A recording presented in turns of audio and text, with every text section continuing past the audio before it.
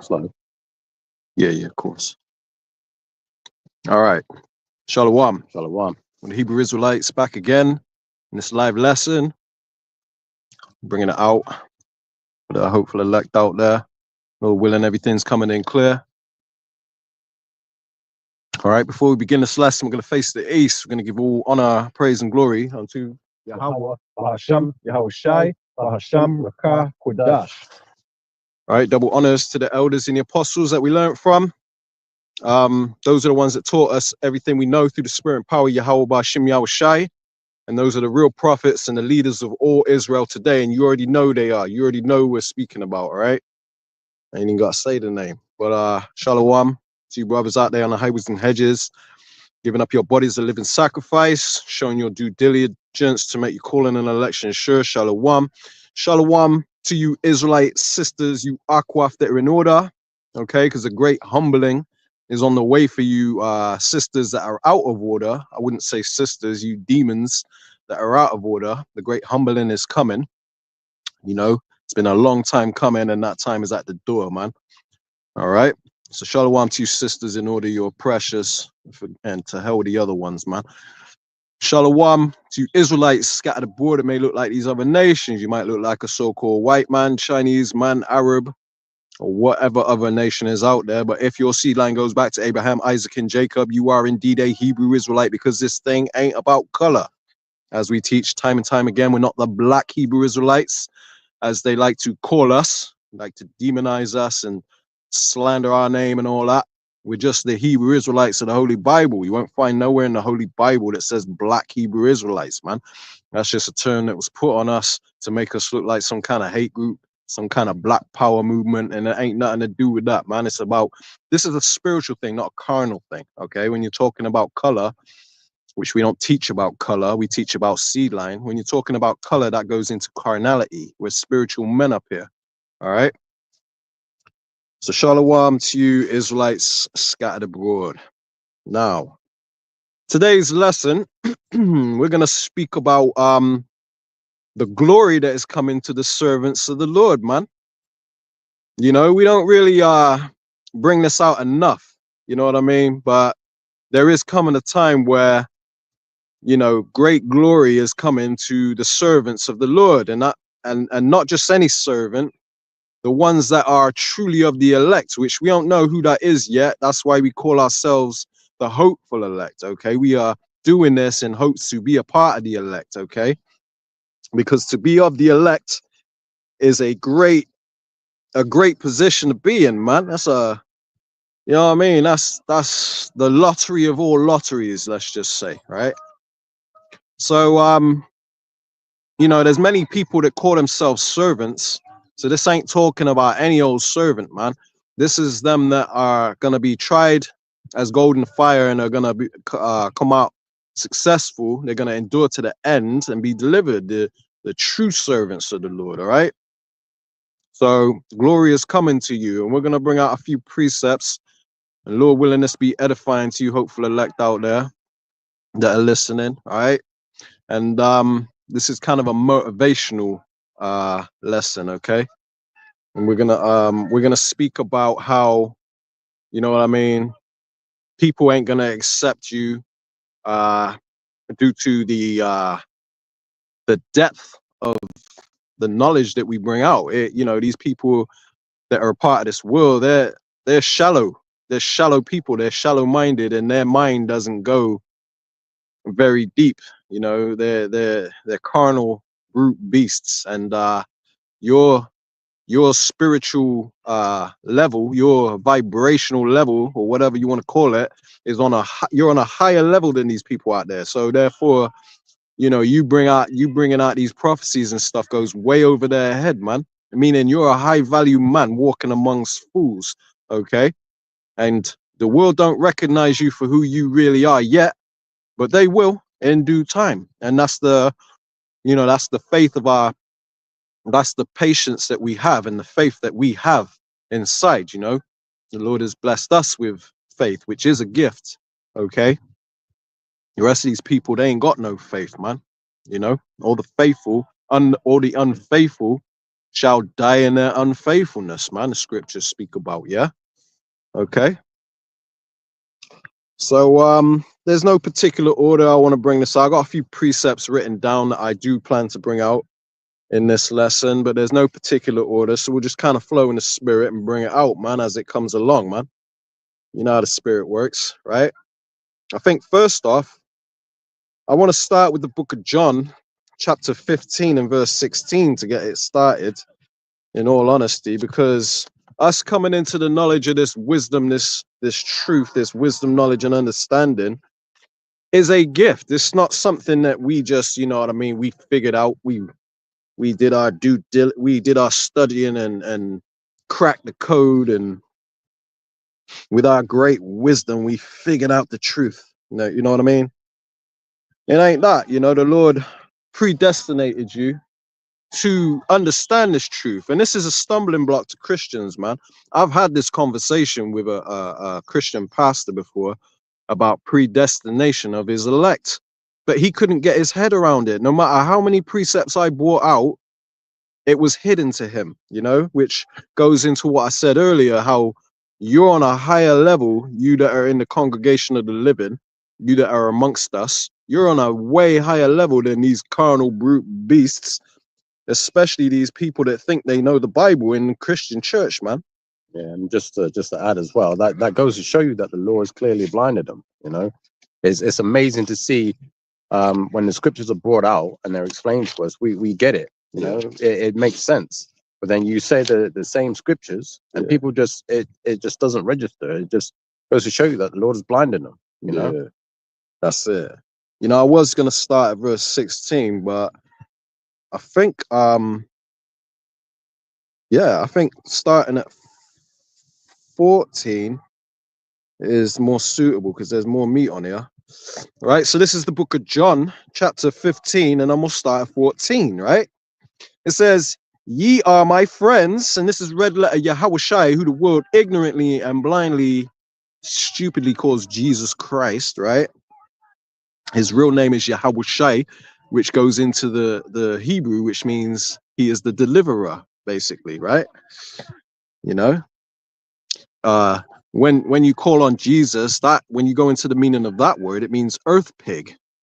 You know, it's very disrespectful and blasphemous to be calling him that. Anyway, that's a side note, man. John 15 and 14. Ye are my friends if ye do whatsoever I command you, right? Keep the law to the best of your ability, right? Which Christians say the law is done away with. You ain't friends of Yahushai, who you call Jesus. He doesn't know you. He doesn't like you. He doesn't love you. You're not of his brethren, right? It says, henceforth I call you not servants, for the servant knoweth not what his Lord doeth. But I have called you friends, for all things that I have heard of my Father, I have made known unto you. That's why I said our knowledge that we possess is a rare gift. You basically that are in this congregation that know the name of the Lord, you believe on that name and the power of that name, right? You magnify that name, and you also know the mysteries. You are a rare breed. You are a high value man and woman, okay? I ain't forgetting about you, Aquaf, too, all right? You are a rare breed, man. So live like a king. You know what I mean?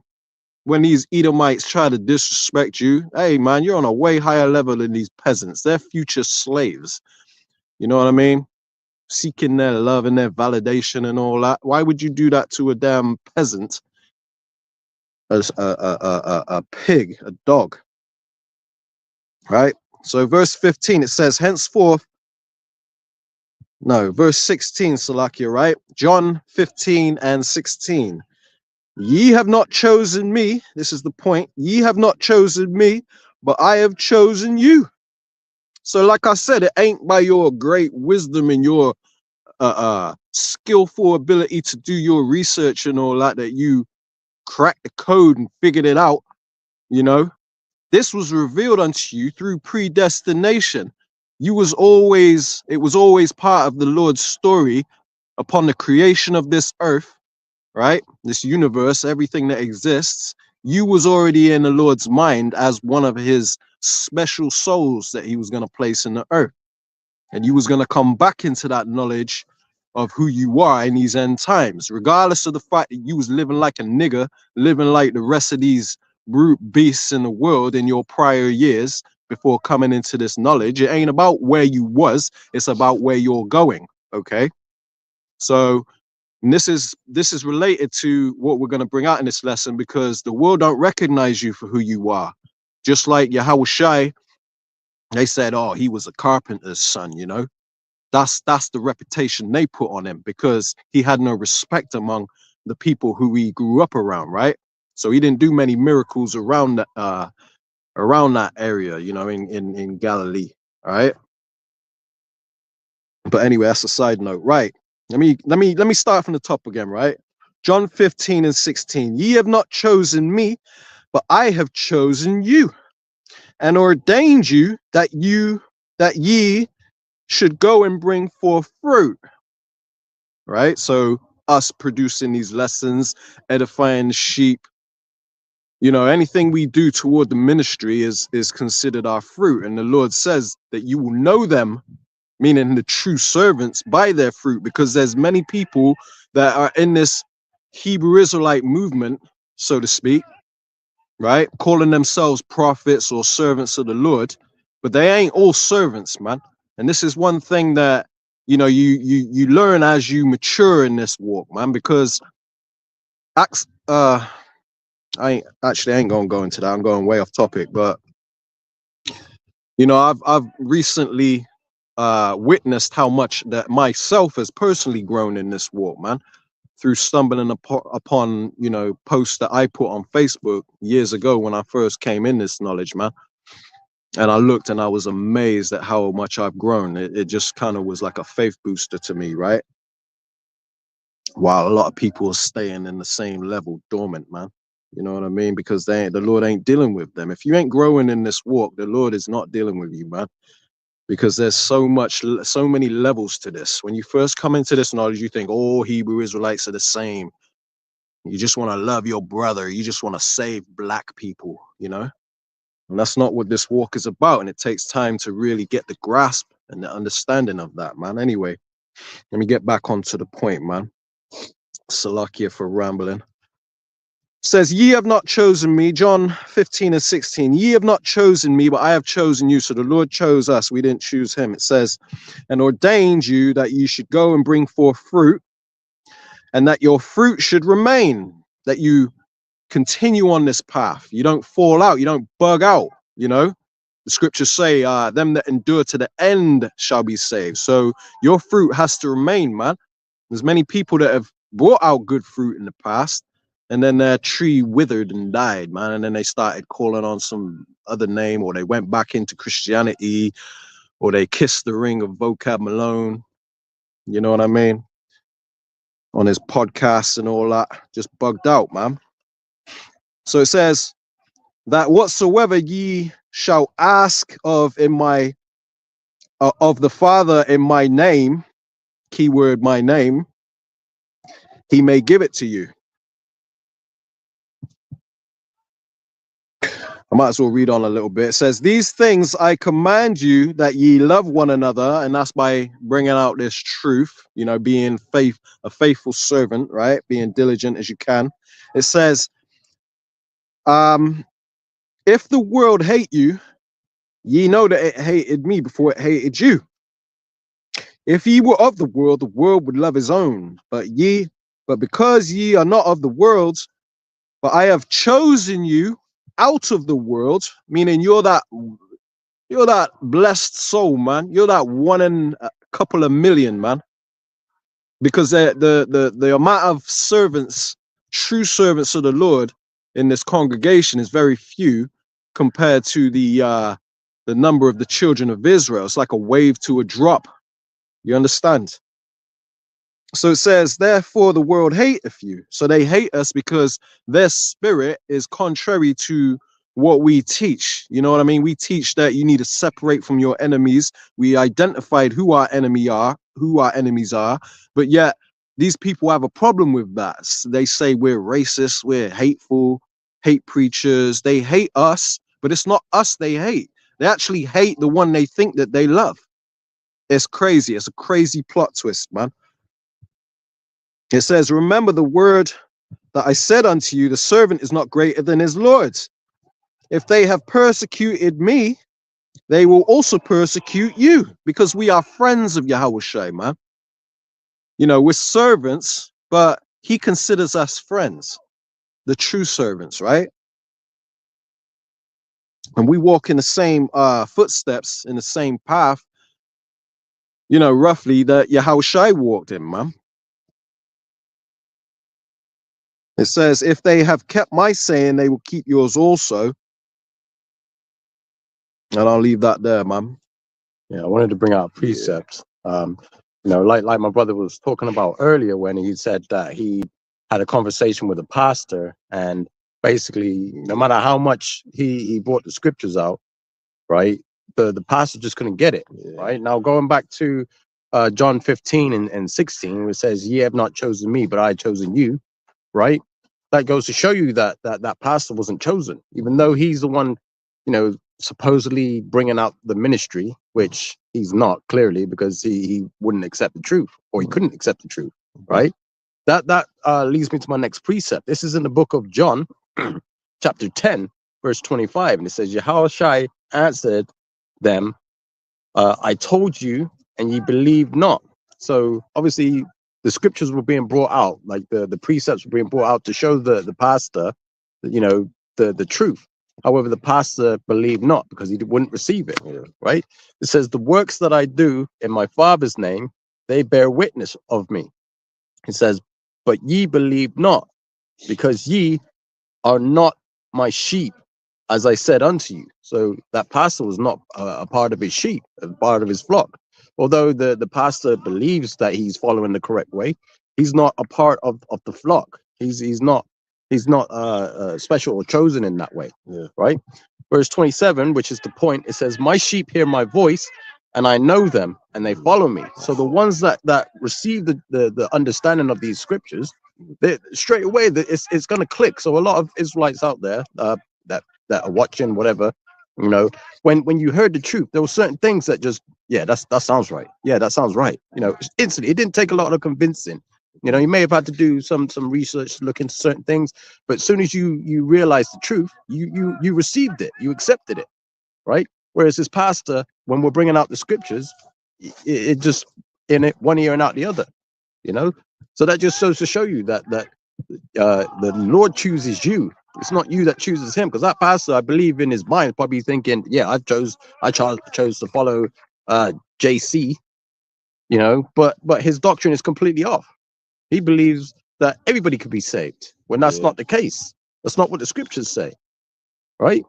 So I just wanted to bring that precept up, because it lined up nicely with that John 15 and 16 verse. Yeah, kind of. And speaking on how, you know, when we first heard this truth, it didn't take much persuasion. You know, we ain't a fool and just blindly following anything we hear, or anybody that tells us anything. We did our due diligence and our research to find out whether what we were being taught is true, which you're supposed to do. You know what I mean? Even we teach that. You know, we don't expect people to just blindly follow us. We could be anybody out here. Scripture said many false prophets shall rise in these end times. You got to guard your salvation with fear and trembling. Make sure you're not deceived, man. But the true elect are going to gravitate toward his voice. You know, this like scripture he brought out, my sheep hear my voice, which is coming through the prophets, and then they immediately follow. You know what I mean? The sheep is, I can't. It's cool. I was gonna say, yeah, because the sheep knows who his shepherd is. The sheep knows who to follow. Yeah, right. But if I was a stranger, like I went into a field of sheep, and the sheep don't know me, they're gonna run away from me. They ain't gonna come near me. They're gonna leg it. Yeah, you know. Yeah, we were gonna actually set up in the field next to us with the sheep in the background, you know, just a change of scenery. But you know, I was saying to my brother, they didn't, because he thought the sheep were going to come up to us, disturb the lesson. But I know from experience that them sheep will run from you. They won't come nowhere near because they you. don't know us. Because they don't know. Yeah, they know their shepherd's voice, and they come running to the shepherd. Anybody else is a stranger, you know. And that's the same thing, spirit. You know, in this walk. You know, if the Lord don't know you, you know what I mean, he ain't coming, he ain't dealing with you, man. He gonna flee from you. I want to bring this out, right? This is Isaiah 30 and 20. It says, and though the Lord give you the bread of adversity and the water of affliction, yet shall not thy teachers be removed into a corner anymore, but thine eyes shall see thy teachers. So this is saying that the true prophets, you're going to see them with your own eyes before the return of the Lord, man. There are false prophets mingled amongst us, but you'll know them by their fruits. If the Lord is dealing with you and has put his spirit, the Holy Spirit on you, which gives you the eyes to see and the ears to hear, you know, you'll have that heightened sense, spiritual discernment, you know, about you, you know what I mean? But it says, this is the point right here. It says, and thine ears shall hear a word behind thee, saying, this is the way, walk ye in it, when ye turn to the right hand and when ye turn to the left. So we'll know without a doubt that this is the voice of the Lord. This is the true gospel, and we will follow it. You know what I mean? We will follow Yahushai wheresoever he may go, if you know what I mean. That's right, man. That's a beautiful precept, and that just goes to show you, like, you know, you can find prophets out there. That's why a lot of Christians, they come up with the or you're teaching a skin color doctrine. And we say that at the beginning of every lesson. It's not about skin color, it's about the seed line. Yeah. So you could look like a so-called white man, but if your seed line goes back to Abraham, Isaac, and Jacob, you're of the chosen seed line. It's that simple. But when you explain it in that way, they still don't receive it. That's that racist black Hebrew Israelite cult. Yeah. You know what I mean? That's what they label us. But again, you know, it's Christians. That's why we have such a, you know, contention with them. And that's why we sound like a broken record at the beginning of every lesson. We say the same thing. It's because it's very important for us to bring this out. So people that are tuning into our lesson, they know what we're about before they even get into it. You know what I mean? They know this ain't a black power movement. It's very important for people to know that, because there are many of our people that are among these other nations that look like these other nations, and we don't want them all of a sudden clicking off this video and not getting edified due to the fact that they have a warped understanding of what we're about, you know. Yeah. And just also add as well, and this is why, again, we say that, you know, the Christianity is not part of the ministry or Yahushai, because Yahushai doesn't teach that. You know what I mean?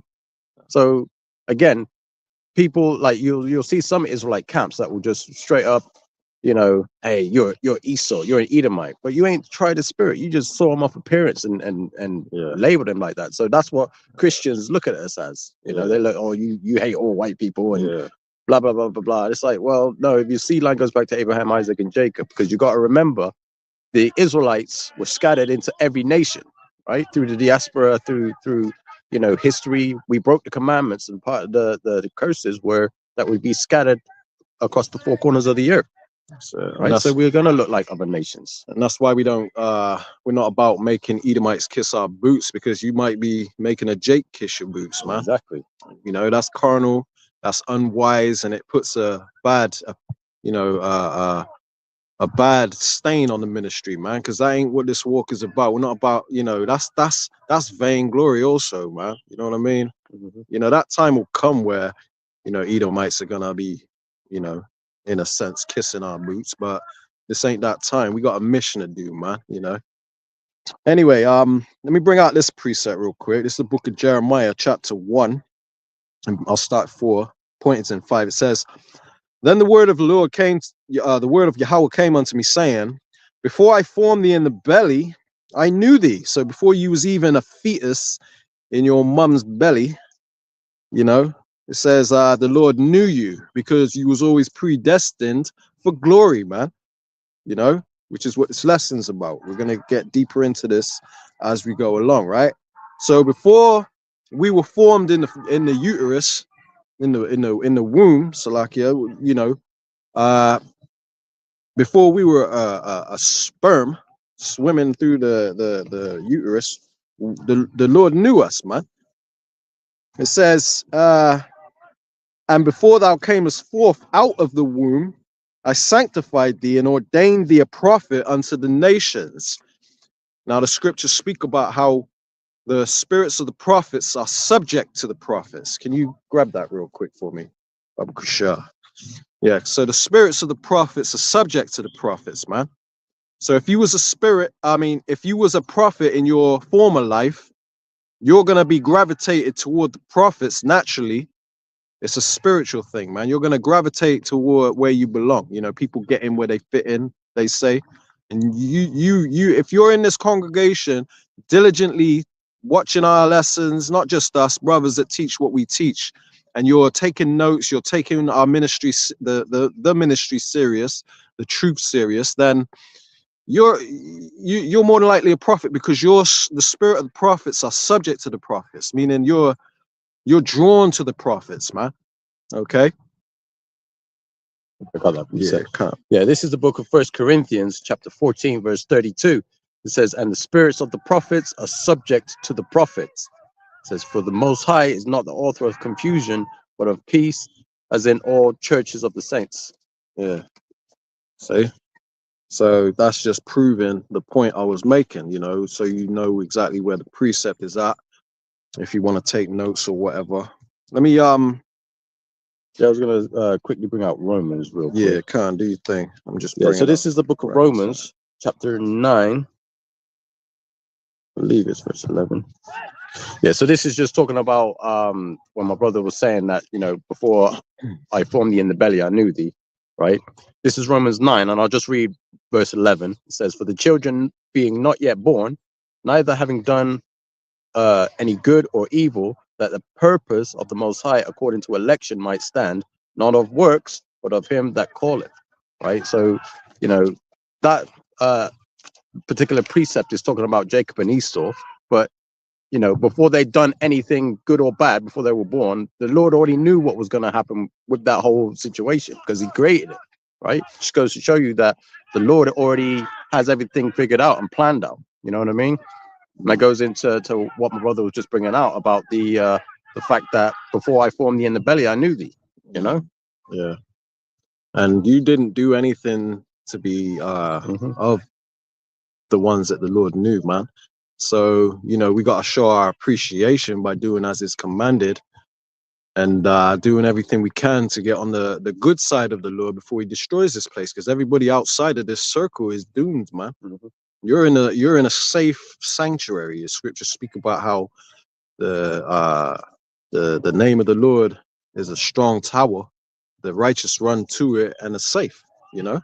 So you're safe in this congregation, because there's a lot of evils that are getting ready to come into this world due to the after effects of World War III, man, which, you know, you can see is gaining momentum, you know, and these plagues ain't gonna be quenched, man. You're gonna keep seeing more and more judgments until that ultimate day, but you know, you're safe if you're here, man. I want to bring this out real quick. There's a certain point, just as a precept to what we've been saying, how the elect were always sanctified and always predestined for salvation and glory, right? And it says, this is the book of 2 Ezra 9, and I'm gonna start at verse 6. It says, even so, no, I'll start at 5. For like as all that is made in the world have a beginning and an end, and the end is manifest. We know we're at the end now, right? It says, for like as verse 6, 2 Ezra 9 and 6, even so, the times of the highest have plain beginnings in wonders and powerful works, and endings and effects and signs. It says, and every one that shall be saved and shall be able to escape the tribulation that's coming, right? And shall be able to escape by his works and by faith whereby ye have believed, shall be preserved, right? Kept alive, right? From the said perils, from the plagues that are coming, the judgments. It says, and shall see my salvation in my land and within my borders. And this is the point right here that I'm about to read. It says, for I have sanctified them for me from the beginning, right? So you were always predestined to be in your lot in these end times, okay? So if you're amongst us, you know, watching these lessons, taking notes, taking this truth serious, doing what you got to do to make your calling and election sure, then you were predestined to be among, you know, the righteous, the wise in these times we're living in, man. And consider yourself highly blessed, because like we're saying in this lesson, the point of this lesson is that you are a high level, you are a high value man, you know, because a lot of people are mistaken as to what a real high value man is, but it's going to be known in the days to come. Okay, we're going to bring out some more precepts to back this up in just a second, right? Because whenever the persecution comes, because we're entering into a time of great persecution and judgments, I'm going to bring out the book of Isaiah 59 and 19 real quick, because the Lord is going to do miracles for his elect, for his chosen, right? So this is the book of Isaiah.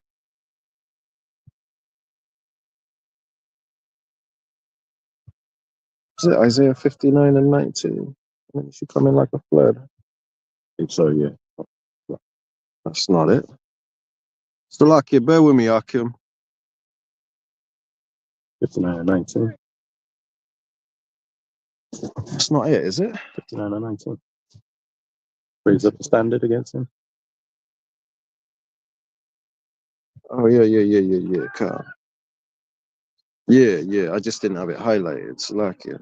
All right. So this is the book of Isaiah, Salakia 59 and verse 19. It says, so shall they fear the name of Yahweh from the west, and his glory from the rising of the sun. Right? So the east to the west, all over the earth, where the Israelites are scattered in the diaspora, right? The diaspora, the true servants of the Lord are gonna glorify and fear the name of the Lord. They're gonna believe on that name, right? It says, when the enemy shall come in like a flood, because he's gonna wage war against the saints, those that have the testimony of Yahweh Shai, right? Those who the Lord is really dealing with, right? Because these elites watch our videos, they know who is who. They know who has the truth. Okay. It says, when the enemy shall come in like a flood, the spirit of Yahweh shall lift up a standard against him. Right? So the Lord is gonna, basically divine intervention is gonna happen for his elect, because you are a high value man in this, and woman. Okay, let me not forget about the women too, the akwaf, right? Because there are certain sisters that are going to be delivered too. All right, because you're not ratchet and ghetto and loud and ignorant and stubborn like the rest of these feminists out there, right? You've been cleaned up and washed clean through the word, man, through this truth. You know, you're quiet on the comment boards, you're in order.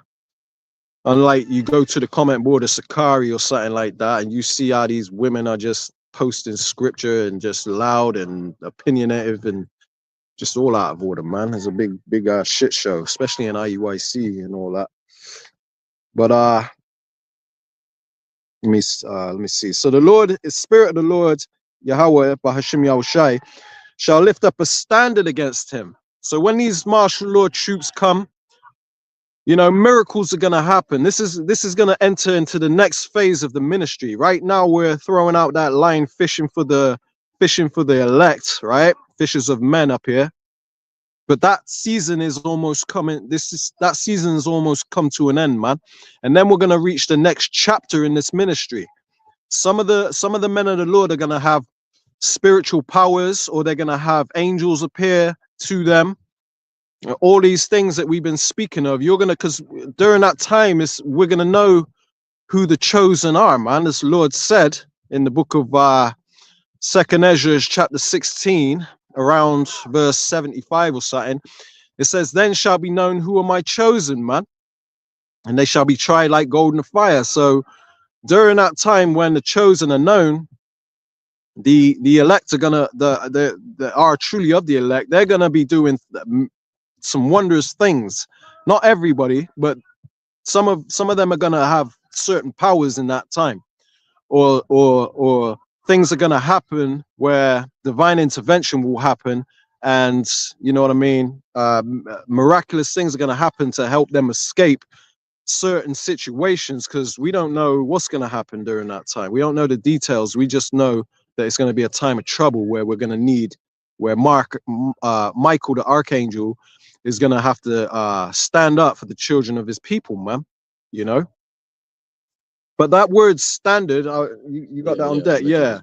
Yeah, my brother's gonna bring that out in the blue letter, so you get an understanding of what it means when it says that the Spirit of the Lord shall lift up a standard against him, man. Yeah, so this is in the blue letter, and it's H5127, right? It says the outline of biblical usage is to flee, escape, to take flight, depart, disappear, to fly, to the attack. It says on horseback, but I mean spiritual power. You can, yeah, it's gonna be wild, right? Yeah. It says to drive at, to take flight. Again, it says to put to flight, to drive hastily, to cause, to disappear, to hide. You know, so there's quite a few definitions here.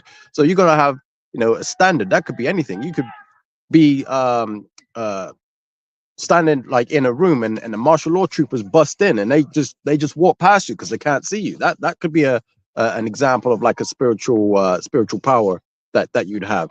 You know, it could be a case of you know, you see just to give you an example, we were talking about this before, the Book of Eli, how that film is so spiritual, because the you know, if you haven't seen it, spoiler alert, I mean, you should have seen it by now anyway, but like he's walking through this wasteland from the east coast and he's heading towards the west coast, right? And he's blind. You don't realize he's blind throughout the whole entire movie until the end, but he's walking by sight, and he comes across those marauders. By faith. Yeah, by faith. Yeah. So it's lucky, the water for that. But yeah, he's walking by faith, right? Not by sight. That's it. And he's he comes across them marauders, and he knows they're there because that woman was all tied up, and you know, he noticed something was off. And then the marauders come out and try to rob him, and he used that spiritual power to chop hands off and take them out. He was kicking ass, man. Yeah, exactly. Like, you know, that's an example of things that we'll see with that standard. Yeah, You know? because and also one of the definitions was to disappear. Okay, and I'm gonna bring out an account where Yahushua did that himself. And actually, before I do that, let me bring this out, because the Lord said that greater works than these that we should do. Where is it? John 14:12. Yeah, John 14 and 12. Let me bring that out real quick first, and then we'll jump back to this, because you know, being that we're considered Yahushua's friends, you know, we're going to share that in that glory with him upon his arrival. We're going to be changed, and we're going to be able to do great things in this earth, man. This is why the world is going to be so beautiful and so different. This reality is going to be so different than what it is now, because we're going to have the mind using 100% of our brain, our new brain. That's going to be like some kind of quantum computer or something, man. And we're going to get creative beyond, you know, our imagination now. And we're going to do things with the earth, going into the elements and the atoms and things like that, to make this world something totally different, man. We're going to see new animals and maybe different species of trees and fruits or whatever, man. But anyway, it says, verily, John 14 and 12, verily, verily, I say unto you, he that believeth on me, the works that I do, shall he do also. So we'll be able to do the things that Yahushua did, man. And he did many, many miracles while he was in the flesh, walking in this earth, man, 2,000 years ago. So it says all the things that he did, we'll be able to do even greater things than those. It doesn't mean that we're going to be on a higher level than him. It just means that he didn't do all the miracles that he could have done. He probably could have done, I'm sure he could have done a whole lot more than he actually did. But he's saying that the miracles that he did do, we're going to be able to do even greater miracles than that, man. So it says, continuing on, greater works than these He believe. Let me read it from the top again. Very verily, verily, I say unto you, he that believeth on me, the works that I do, he shall do also, and greater works than these shall he do, because I go unto my Father. Right. So we leave that there, and then I want to jump back to the book of and show you some of the miracles that Yahushua did that the elect are going to possibly be doing during that time when the enemy comes in like a flood. It says in John chapter 8 and 51, I'll start at 51. It says, verily, verily, I say unto you, if a man keep my saying, he shall never see death. So we're going to be protected during this time that coming into, man. The Lord ain't going to forsake us, right? That don't mean that some of us ain't going to be a martyr, because obviously it's written that that's our lot, you know, some of our lots to be a martyr for this truth, but we shouldn't fear that. It says in verse 52, then said the Jews unto him, right, those the 2/3, it says, now we know that thou hast the devil, right? Because they're accusing him of being a demon, right? Being Beelzebub and all that, right? It says, Abraham is dead and the prophets, and thou sayest, if a man keep my saying, he shall never taste death. Art thou greater than our father Abraham, which is dead, and the prophets are dead, whom thou makest thou thyself? And Yahushua answered, if I on and this is basically Yahushua egging them on, man, kind of, you know, talking shit, basically, winding them up. There we go. Winding them up, right? This is funny.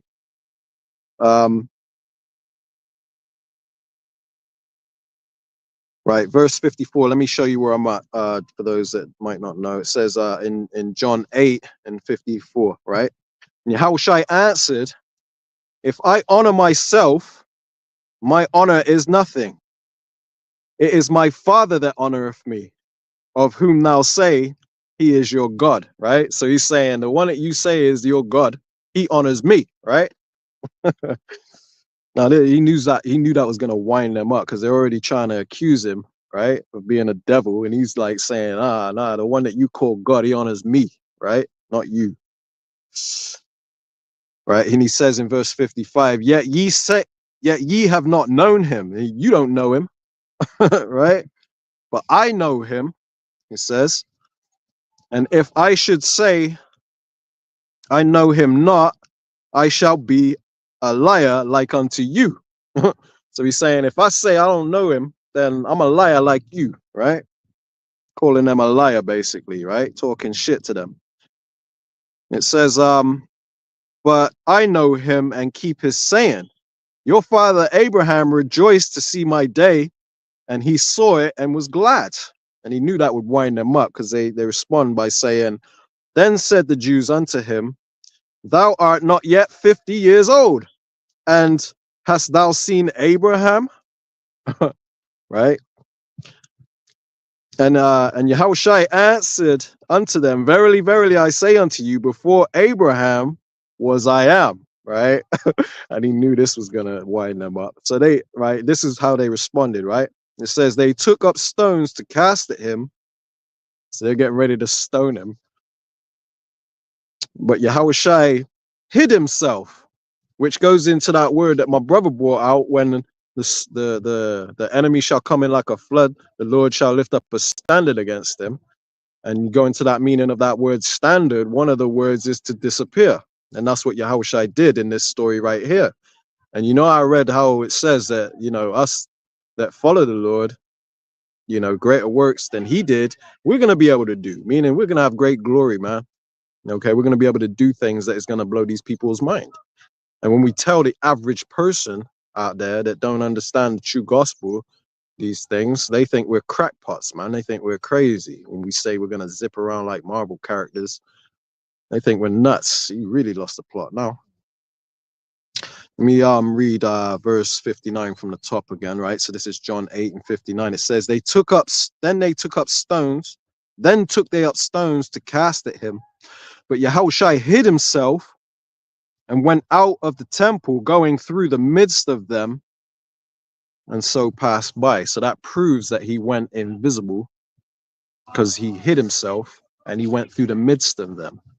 You know, how do you go through the midst of them without being noticed when they're literally angry, looking for you, ready to stone you, because you then wound them up, you know, talk crap to their face, and got them all heated. So that's one account of a miracle that happened when they basically came in like a flood trying to stone him, right, so to speak, right? We bring out another miracle that he did. Yeah, so while you're looking for that, Yeah, just to say, but yeah, you know, that just goes to show you, like, Yahweh Shai, he was winding them up, and then when they went to react, like, which is symbolic of what we're doing today, right? We're, you know, we're bringing out these lessons, waking up our people. The elites are watching our videos, watching us closely. We're winding them up, telling them, yeah, your kingdom is done, your kingdom is finished. So that's the prophets winding up these elites. You know, we're winding them up because they're getting angry at the fact. So soon they're gonna come in as a flood, and that's when the Lord's gonna lift up that standard. So we're gonna be doing stuff like disappearing, like, you know, like it said in the definition, you know, it's saying to disappear. We're gonna be like disappearing. Like my brother brought out a whole bunch of scriptures, and one specifically was talking about the things which you've seen me do, roughly paraphrasing. You will do greater than those, you know. So who knows, man? Your imagination can run away with you sometimes. Sometimes I sort of picture, like, you know, if I was one of those men, Lord willing, you know, I always say Lord willing because I don't know. You know, I hope I am. It'd be great to have like a superpower where you just disappearing in front of, you know, in front of people, or you're you know, they're coming in like a big squad of what do you call them, the here in the UK you got the supremacists, the EDL, you know, a whole gang of them coming after you, the only one there, and you just chopping them and giving them the what for, man. You know, you just think about stuff like that, man, and it's a beautiful thing to think about. Beautiful to do, man. I know what I mean, but that's the glory, that's the honor that the elect are gonna receive, man. Because you know how much you want to get your hands around the throats of these damn racist ass devils, man. Pop somebody's head like a zip. His head explode. You want to grab Bill Gates by the throat and drag him around. You know you want to do that. Yeah, stuff his mouth full of bugs. Like, how'd you like to eat bugs? You eat bugs, nigga. Yeah. Yeah, man. You eat them bugs. But that glory is going to be given to the elect, man. That's why I said, you know, great glory is coming to his saints. Okay. This is the book of John. Again, it says, this is chapter 24, and I'm thinking of where to start. I'll start at verse 28, right? And they drew nigh unto the village whither they went, and he made as though he would have gone further. So Yahushua was basically like, you know, I'm gonna call it a night and head on this way. You guys head on that way, right? But they constrained him, saying, abide with us, for it is toward the evening and the day is fast spent. So basically it's getting late, man. Just come back with us, you know what I mean?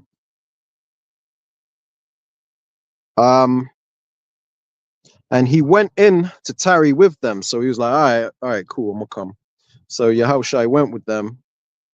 And it came to pass, as he sat at meat with them, right, so he sat down to eat dinner with them, he took bread and blessed it and brake it. So he broke it and gave it to them. And their eyes were open and they knew him. You know, they were while their eyes were open and they're beholding Yahushua, looking at him just as you're looking at us right now, right? It says, and their eyes were opened and they knew him, and he vanished out of their sight. So he disappeared right in front of them. He didn't exit out the front door, say, all right, I'm gonna go on about my way. After he broke bread, blessed it, boom, gone. He vanished. You know, and that's just a small example of the miracles that are getting ready to happen. Like the scripture said, the Lord shall lift up a standard against him, man. So basically, during that time, Miracles are gonna happen for his elect. You ain't got to worry about nothing. What does the scripture say? Fear none of those things which thou shalt suffer, because the devil shall cast some of you into prison. But the point is, and that's Revelations 2 and 10 for those that don't know. But you know, there's coming a time of great persecution of the prophets, right? But you ain't got to fear none of those things, because you never know what could happen during that time. All you need to know is you need to have faith. And this is why we're doing this lesson as a faith booster. But basically, you need to have faith that the Lord has got you. Okay, anything could happen, but you best believe it's going to be there's going to be miracles that are going to happen for his elect during that time, man. So just stay the path you're on, and hopefully, you know, you become a part of the elect, man. I got a precept I want to bring out, which touches on that. Kinda. So this is in the book of Matthew, and it's red letter. So it's Yahushua that's speaking and saying these things, right? This is Matthew 6, chapter 6, verse 25. It says, "Therefore I say unto you, take no thought for your life, what ye shall eat or what ye shall drink, nor yet for your body what ye shall put on. It is not the life more than meat, and the body than raiment." So Yahushua is saying, don't worry about these things. Like, obviously, there's going to be a time of persecution, and a lot of people will think, well, you know, during the time of Jacob's trouble, what if there's no food available? What if there's no, you know, there's no water available? You know what I mean? Like, you got to have faith. That's where the faith kicks in. You know, you got to have that faith. Verse 26 says, "Behold, the fowl of the air, which is the birds," you know, it says, "For they sow not, neither do they reap, nor gather into barns, yet your heavenly Father feedeth them. Are ye not much better than they?" So it's a rhetorical question. Yahushua is saying, look, the birds of the air, they don't plant, they don't, you know, harvest and you know, reap the harvest and all that other stuff, but they still eat. You know, they're still taken care of. He's saying, are you not better than them? You know, are you not going to be better than them? That's where the faith comes in, right?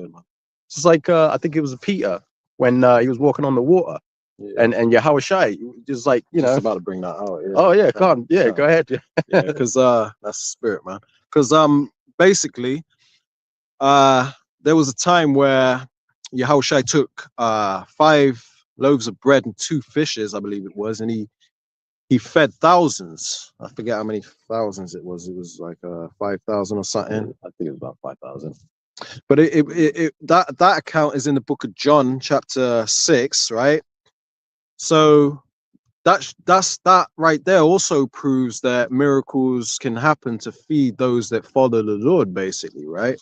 That's an example of that. You know, the things that were written before time were written for our learning in these end times, man. But I just want to get to a certain point, because after that incident where he fed 5,000 with those few loaves and stuff, right? Which I'm pretty sure is going to happen to some of the brothers during this time of famine, because the Lord did say, "My servant shall eat." Lord willing, we'll grab that in a minute. But let me start at verse 14. So this is John 6 and 14. It says, "Then those men, when they had seen the miracle that Yahushua did when he fed the 5,000, right? It says, said, this is of a truth that prophet should come into the world. When Yahushua therefore perceived that they would come and take him by force to make him a king, he departed again into a mountain himself alone." So he wasn't seeking glory this time around. You know, when he comes in the chariots, which the world calls UFOs, when he comes on his second coming, he's coming in a different manner. He's going to come with all his glory during that time. But when he came the first time around, he came lowly. So when he did these great miracles, the people wanted to make him a king right there and then. But that wasn't his lot. That wasn't his path. And he knew that. And he wasn't seeking that type of glory, man. You know, Bishop Nate would have been all over that. He would have been like, yeah. You know what I mean? Lapping it up. But that's just me talking shit. So where am I at? Verse 16, right? John 6 and 16, it says, and when even was now come, which is another word for evening, right? When the sun went down, his disciples went down unto the sea and entered into a ship and went over the sea toward Capernaum. Capernaum. I believe that's how you pronounce it, right? It says, and it was now dark, and Yahushua was not come to them. And the sea arose by reason of a great wind that blew. So it got this. It got the storm came. The sea, the waves were tossing about. The sea got violent, right?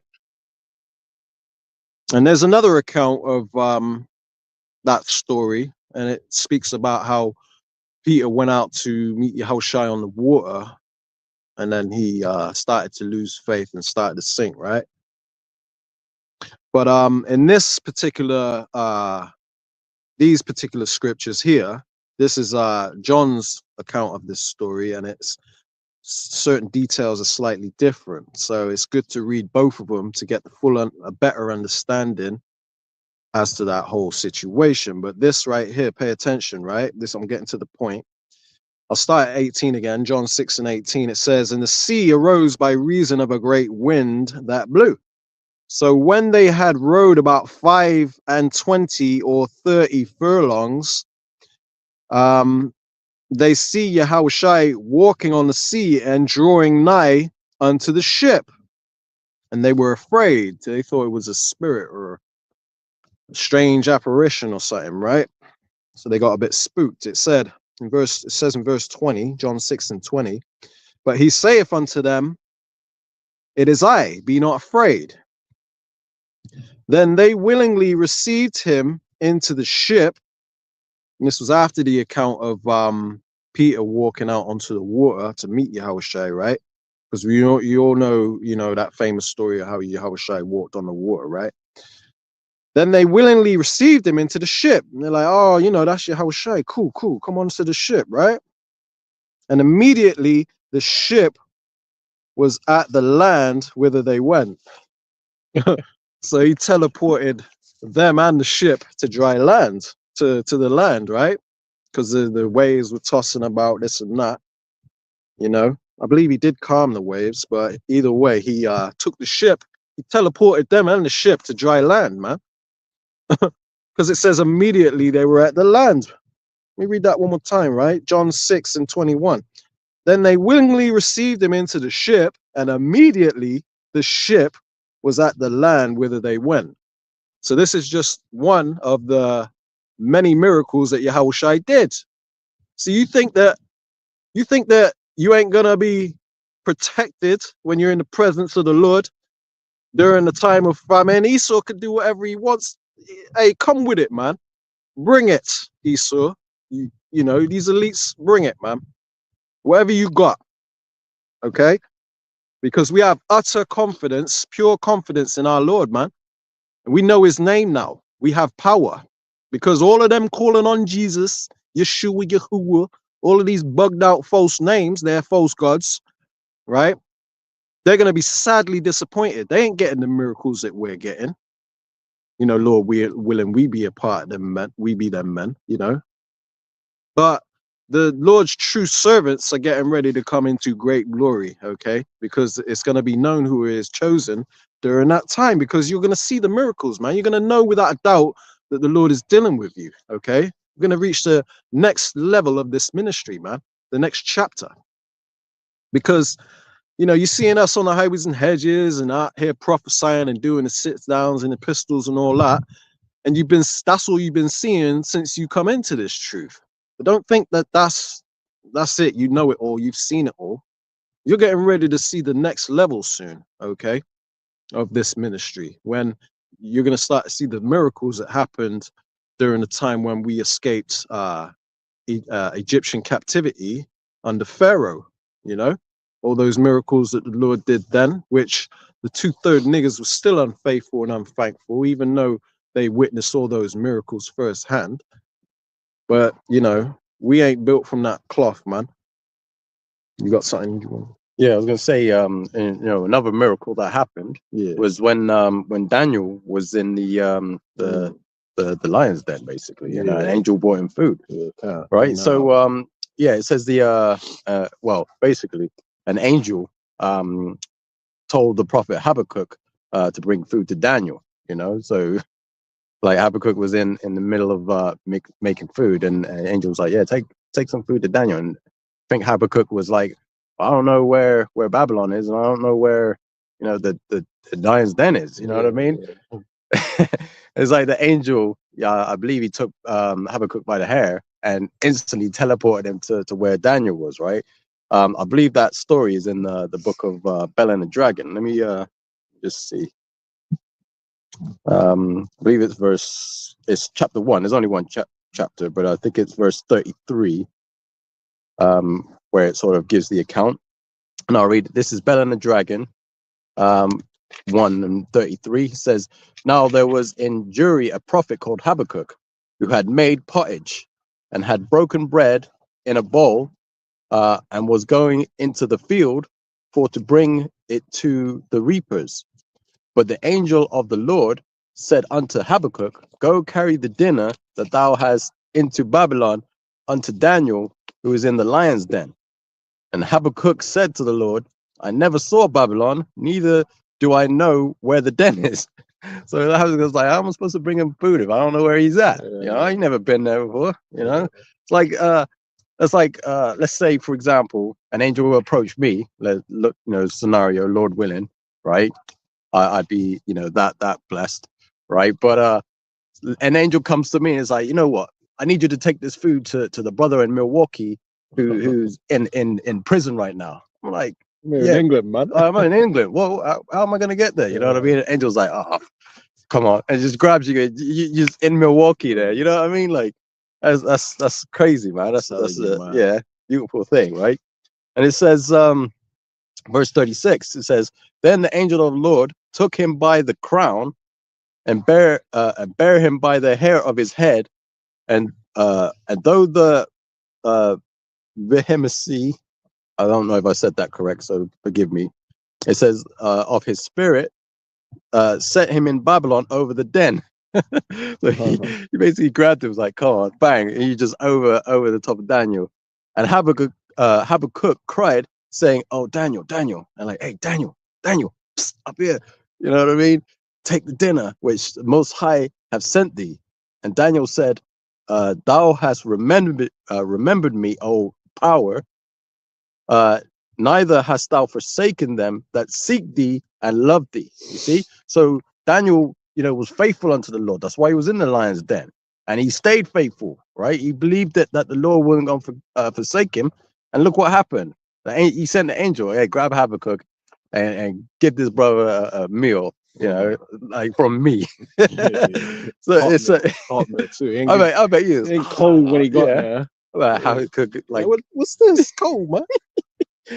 Exactly. So it says, verse 39, which I'll close it here. It says, so Daniel arose and did eat, and the angel of the Lord set Habakkuk in his own place again immediately. So literally zipped him over to Babylon, gave Daniel the dinner, and then zipped him right back. You know what I mean? Like, miracles, man. Like, Lord willing, we be of those men. We go see stuff like that, man. You know what I mean? Yeah, that's a beautiful thing. I love reading that story, man. Because it's like, imagine, like, because a lot of people are afraid of not having any food or anything during the time of Jacob's trouble. And imagine, you run for refuge or something like that. You manage to escape the martial law troopers. You find an abandoned house, and you're like, oh, I'm starving. And then there's like a pot. You pull the lid off the pot, and it's just like a whole bunch of, I don't know, something nice in there, stew or something. You're like, man, like, the water y'all about shim y'all shot. Hey, there's gonna be many times where we're gonna be praising the Lord, man. Because you got to understand, we're coming into a time where there's not going to be food anywhere. There's going to be violence all out in the streets. And we're gonna, even Ezra said, woe is me, who will deliver me in those days? Because he knew the time that he was gonna be living in. He knew he was gonna be back in his lot in these times we're living in now. And he had a vision of it. And it was so bad, right? Because the scriptures speak about how it's a time that like there's never been in the earth or ever will be again. This is the time of all times that we just so happen to be born in, right? Right? And it's gonna get ugly out here, man, and we're gonna need divine intervention, man. And miracles are gonna happen for you to be fed. Okay, there may be days that you might not eat or whatever. I don't know the details of what's gonna happen, but the Lord is gonna keep us alive during famine. And how do you think that's gonna happen? You think that you're just gonna, you know, you stocked up, you have plenty to last you through the famine, every brother out there? No, man. You're going to be fed through divine intervention, okay? And the Lord's word has not been proven false thus far, has it? Is there ever can you think of a time where the Lord has lied? Come on, man. You got to think as well, you know, we've had practice in like prayer and fasting, you know? Yeah. So you could look at it as a case of, well, if I don't eat today, it's not a big deal, you know? Yeah. But when you fast, your spirit gets closer to the Lord. So you can have a, you know, pray to the Lord, and the Lord ain't gonna forsake his people, man. He ain't gonna forsake his men, should I say? Yeah. You know, when you fast, you get used to going a day or two without food, man. So it's you can handle it more than somebody that's just used to eating all the damn time. Mhm. You know what I mean? Because most Americans are obese, and victuals are so good cheap that they think themselves to be in good case in these times, man. That's right. When they're really not, because the evils are growing, and we're approaching day by day that day where the storehouses are going to be empty, man, as the scriptures state, right?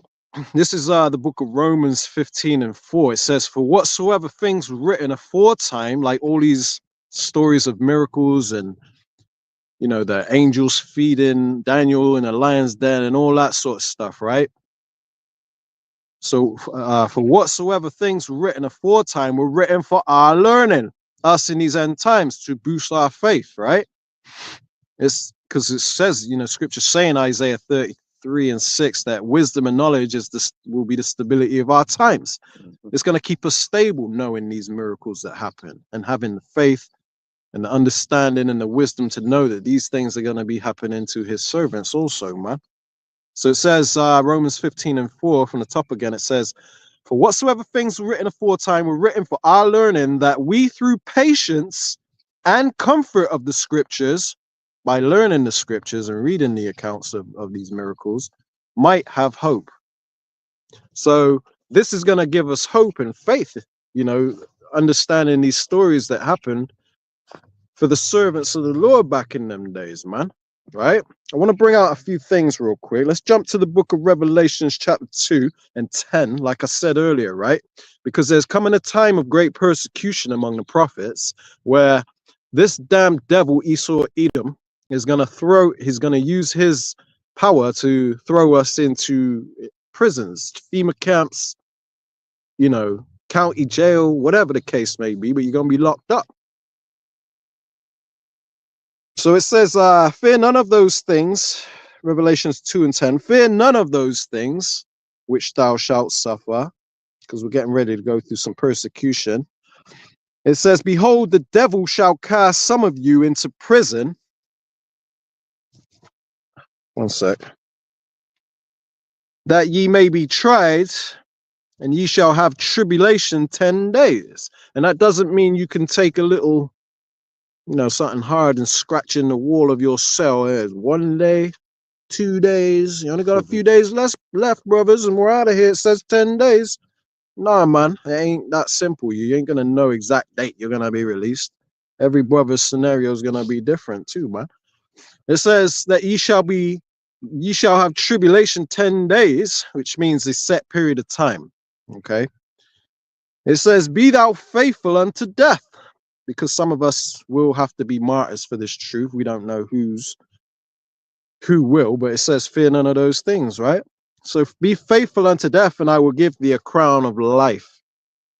So the point of that is that there's coming a time where some of us, not all of us, but some of us will be thrown into prison, beaten in the synagogues, tried like gold in the fire, man, to see how much you truly love the Lord. Because it's one thing saying with your lips. I love the Lord, and you're clapping and singing in the pews of the Christian church and all that. But then, you know, when you're put to the test, you face a little bit of adversity. Nah, I ain't signed up for this. This ain't for me. I ain't know it was gonna be like this. I can't do this. Too hard. I gotta eat. Give me the mark. Right? Because a lot of people gonna be doing that, man. They're gonna bitch out. They're gonna bottle it. Right? Acts. This is the book of Acts. I'm gonna read another miracle that happened for one of the servants of the Lord, right? Speaking of the fact that some of us are gonna be locked up. So this is the book of Acts, chapter 12, and I'm gonna start at verse 5. And this is the title of it, the heading of it. It says persecution by Herod. And this is what happened to the apostle Peter.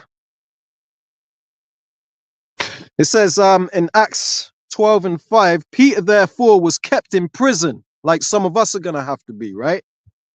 But prayer was made without ceasing of the church unto the Most High for him. So basically the brethren, right, the other brothers caught wind of Peter being locked up, and they were praying for Peter, right? That's like, say, Elder Manatazakbar, we catch wind that, hey, they got Elder Manatazakbar, right? And we're all coming together in prayer for him, right? Praying, it says they prayed without ceasing. So they prayed hard for him, right? And you know, the scriptures say the fervent prayer of righteous man availeth much, or something along them lines. But basically, the prayer of the saints is gonna be heard. It ain't gonna fall on deaf ears, man, because we're coming in the right name. It says in verse 6, Acts 12 and 6, and when Herod would have brought him forth the same night, Peter was sleeping between two soldiers, bound with two chains, and the keepers before the door kept the prison, right? So basically, in a nutshell, man, this is a high security, maximum security prison, man, because it says Peter was sleeping between two soldiers, and he was bound with two chains. And then there was also keepers of the door. So there was he was bound, he was chained up between two soldiers, two guards, prison guards, and there was some soldiers, some prison guards at the door. So he weren't going nowhere. It says, and behold, the angel of the Lord came upon him, and a light shined in the prison. And he smote Peter on the side and raised him up, saying, arise up quickly. And his chains fell off from his hands. So basically, the angel appeared in there, and great glory filled the prison, right? and he hit him on the side, man, get up, right? And immediately he rose, and the chains fell off his hands, man. Can you picture that in your head? That's crazy. But that's the type of miracles that are going to happen for his servants, for the elect, for the ones that the Lord is considered as chosen, man, that were predestinated for these miracles, man. That's why scriptures say, fear none of those things that you shall suffer, because you don't know what's going to happen. Yeah. We're living in some exciting times, brothers, man. So it says, an angel said unto him, gird thyself and bind on thy sandals. So basically, get dressed, right? And so he did. And he saith unto him, cast thy garment about thee and follow me. And get dressed and follow me. And he went out and followed him, and wist not that it was true, which was done by the angel. So basically, he couldn't believe what he was seeing. He was like, man, am I dreaming? This can't be happening, right? But thought he saw a vision. So he thought he was dreaming.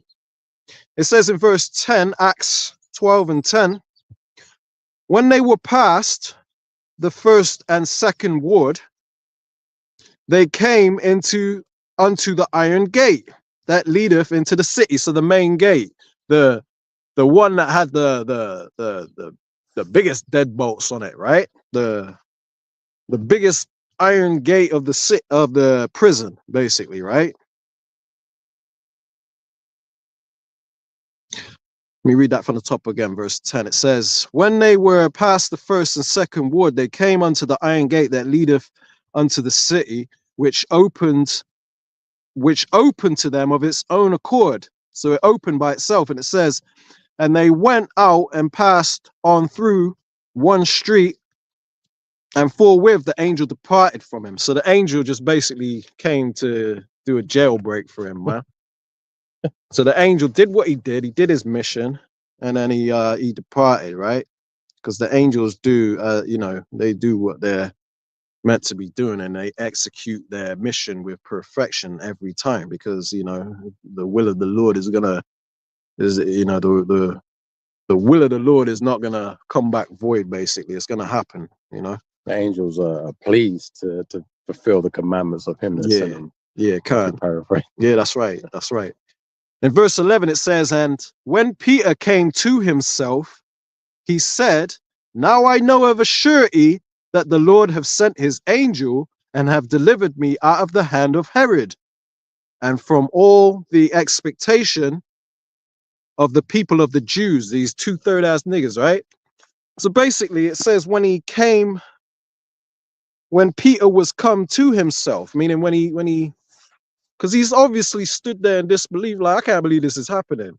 And that's the same thing that's going to be happening to some of you brothers out there in this walk that are putting your trust in the Lord, man. You're going to be greatly rewarded for that.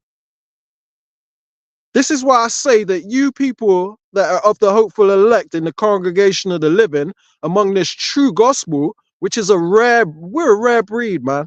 You're a high value man or a high value woman, man. To hell with these niggas with big muscles, tattoos, they got the nicest whip, they got money, they got some kind of fame and status in this world or whatever. Who cares, man? The Lord chose you, he didn't choose them. So you got to understand that you ain't like the rest of them, man. It reminds me of that movie. What was it? Where he's like, I'm kind of a big deal. You remember that? What was it called? Anchorman or something? Yeah. I think it was. I'm kind of a big deal. It's funny, man. You're a big deal. All right. That's what I should have titled this lesson. You're kind of a big deal. Oh man, I'm just having fun. But it gets me excited just thinking about it, man, because in all honesty, you brothers ain't seen nothing yet, man. I know, it makes you think, like, what has the Lord got in store for his men? Like you women that are in, following after the true gospel, you're going to be protected, because you think these women out here that are, living their best lives, boss babes, all that other stuff, they're going to keep receiving their judgment worse and worse and worse. It's going to be to a point where they're going to be trodden down as the mire of the streets, like the scripture says, but you women that are in the faith, that are, doing exactly what you're supposed to be doing, you're going to be all right. The Lord going to look after you. Yeah, God, man. God, because, I imagine it's quite hard for, you women, to play the role you're supposed to in these end times, man, to be in order, because you've been so conditioned by this westernized society and stuff. And, women, they weren't really blessed with the wisdom that men have, to a certain degree. You do have some women that are quite intelligent or whatever. They got their degree and all, they got their masters and all that. But, for the most part, women are quite simple, man. So they're prone to being finessed by these men that only have certain intentions for them. They fall so easily. They're so easily deceived by niggas, man. So it's very hard for, the woman to break free from this westernized mindset, the social pressures of this life and stuff, man. When we say that the men are not who you thought they were, niggas ain't, the world says niggas ain't shit.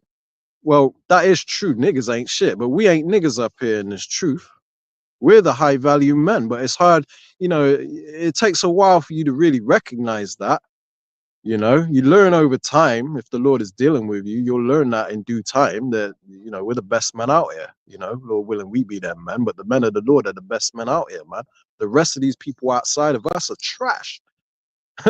That's why you can't find a good man. Ain't no good men. It's because you're looking in the wrong places. The good men are the men of the Lord, you know? And I use that word good loosely. You know, no one's good, but we seek to be. But you know where I'm going with that anyway. Let me not get off topic, man. Let's get back on topic, right? I want to bring out the book of Psalms, chapter 34. And I'll start at 6, right? It says, this poor man cried, and who's the poor man? Who's this representation of? It's us, you know, the Israelites. We're the poor. That's why it says, I know thy poverty and tribulation or whatever, but thou art rich. And I know the blasphemy that them that say they are the JEWs, but are the synagogue of Satan. Speaking of us, man, you know, we're the poor. So the poor man cried, and Yahweh heard him and saved him out of all his troubles. So how are we sighing and crying? Because the scriptures speak about putting a mark, the thawah, I believe it is, the mark of exemption upon the foreheads of the men that sigh and cry. That's us that are teaching, not the no 2/3 Pookie and Ray Ray out there, who the average Eve of this world considers the high value man. Nigga got tattoos and dreadlocks. That's a high value man right there. Love me some Ray Ray. You got a gold chain. And that always ends in tears. Right. Psalms 34 and 6. The poor man cried. So that's us out in the highways and hedges, sighing and crying for the abominations that are done in the midst thereof. By means of these lessons and these epistles, we're constantly complaining about the condition of the world, the condition of our women, the condition of life in general, man. These Edomites, you know, the nation of Edom, have made this world a unbearable place to live. You know, we're catching hell from all angles, man. You don't know if you're gonna die from the next meal you eat because it might be contaminated with salmonella or something, man. There's constantly recalls on food these days, man. We're living in some evil times. You got people stabbing people at random, some random attacks, and you're just walking, shopping, minding your business, man. Especially in America. That's why the scriptures call America the valley of the shadow of death, because death is just lurking on every corner. You know, you can walk out your front door, not come home that day, man. I mean, anyway, let me get back to the point. Psalms 34 and 6. This poor man cried, and Yahweh heard him and saved him out of all his troubles. Just like the miracles we've been speaking about, you know, the angel broke people out of jail and all that. It says, the angel of Yahweh encampeth around about them that fear him and delivereth them. So you best believe the angels are watching, and the Lord has his eyes, which the angels of the Lord are the eyes of the Lord, right? So you got chariots around you. You don't even know it, man. And you think that when they're witnessing certain scenarios happen to you, that is a high value man of the Lord, you think the Lord is going to allow you to starve to death on the streets? You think he ain't going to bring you a hot plate somehow, some way? Something's going to happen. You're going to be all right, man. That's why you think the Lord's lying when he says, fear none of those things you shall suffer? Come on, man.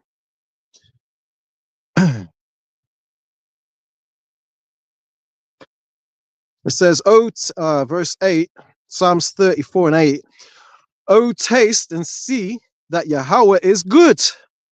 Blessed is the man that trusteth in him. O fear Yahweh, ye his saints, for there is no want to them that fear him. The young lions do lack and suffer hunger, but they that seek Yahweh shall not want any good thing. See, because we don't need anything when we're in this truth, man. We're content. Our mind is at rest. The scriptures speak about how ye shall know the truth and the truth shall make you free. Of course, we're still in the land of our captivity. Doesn't mean that the curses are lifted off of us. We're still under curses, but we ain't feeling the brunt of the curses like these young lions out here, these average people, man. You know, these average jakes, you know, they're under the curses more heavier than us because, you know, we're free. We're at peace. Because we've come into the truth. What does the scripture say? It says, Israel, I ain't going to pull it out. I'm just going to roughly paraphrase it. It says, Israel have not, what then? Israel have not found that which he seeketh, but the election have found it and the rest were blinded.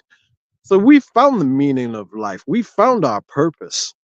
We ain't got to worry about trying to be no rapper, you know, because you know half of you jakes out there was trying to be a damn rapper before you come into this truth. That's what all jakes are trying to do. They're trying to make it big in the industry and all that.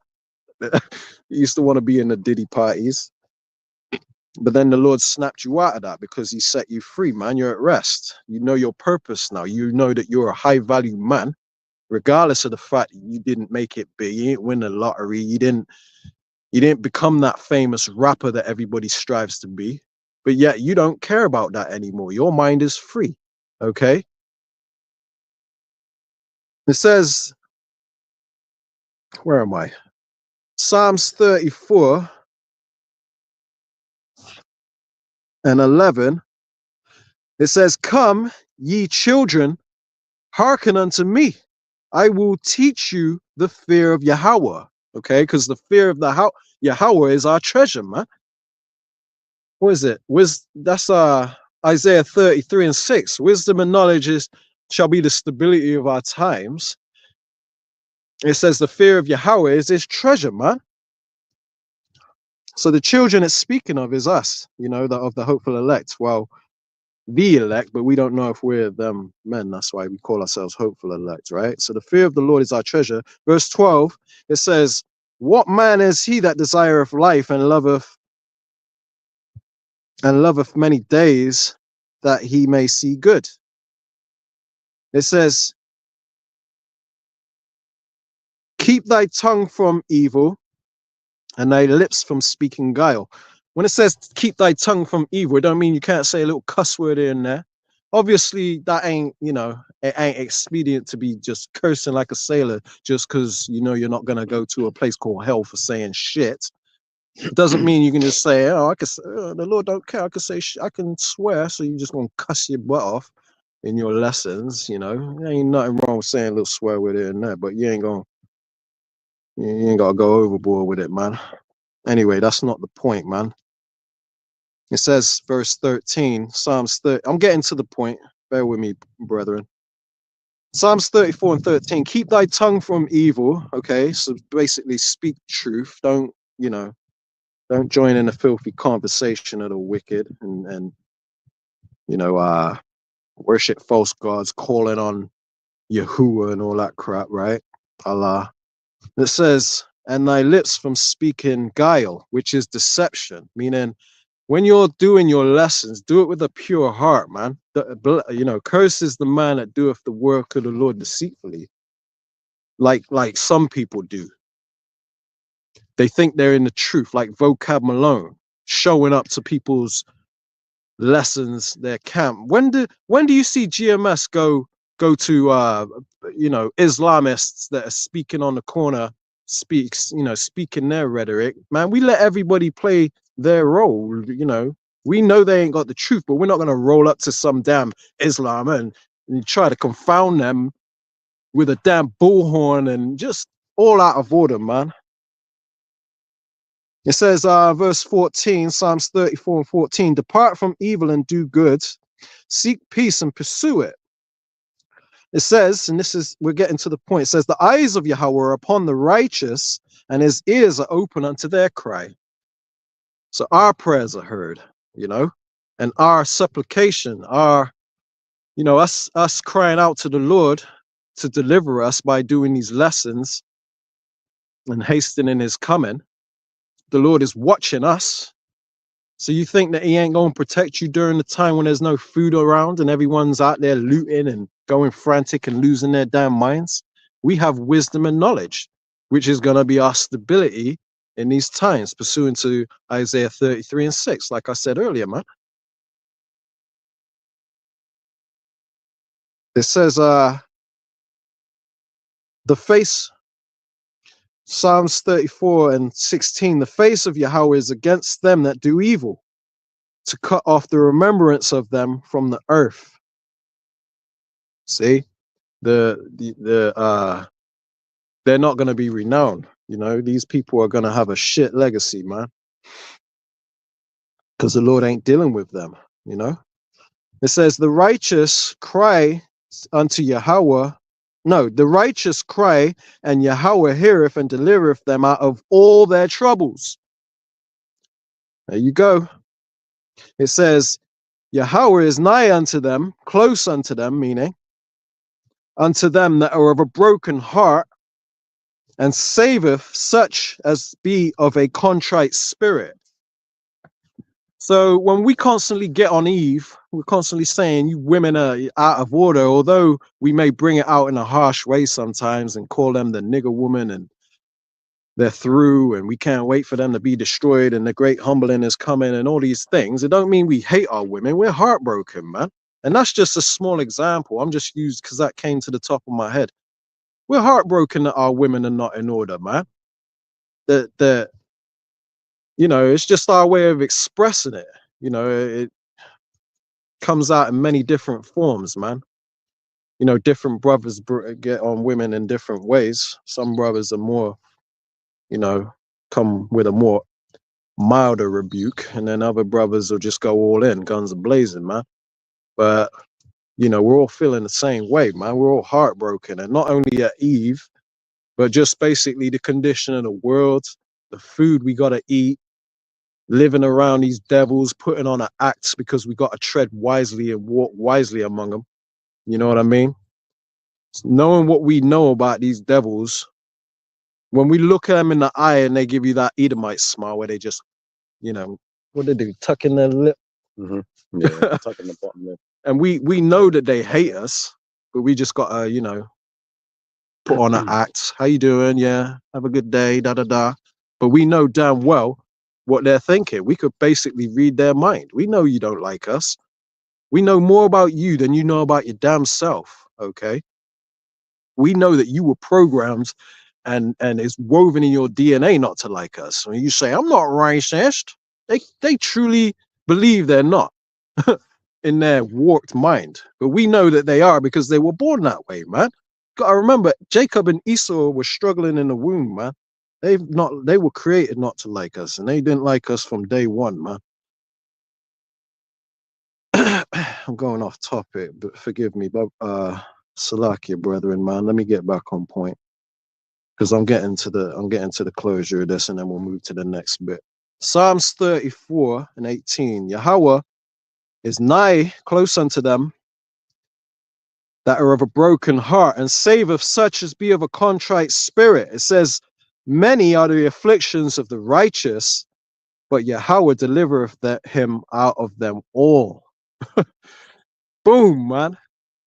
You're gonna be delivered, man. They don't call the Lord Yahushai the deliverer for no reason, man. He is the deliverer of the children of Israel, to deliver us from the hand of our enemies. He's not the deliverer of all nations. He's the deliverer of his people. He came to save his people. And that don't mean Christians that are clapping and singing in the church, man, thinking you're his people because you went and paid your tithes and offerings this week. Got robbed. Did you want to bring Yeah, I was going to bring out the book of Isaiah, because the book of Isaiah, the 65th chapter, goes into the Lord taking care of his servants, right?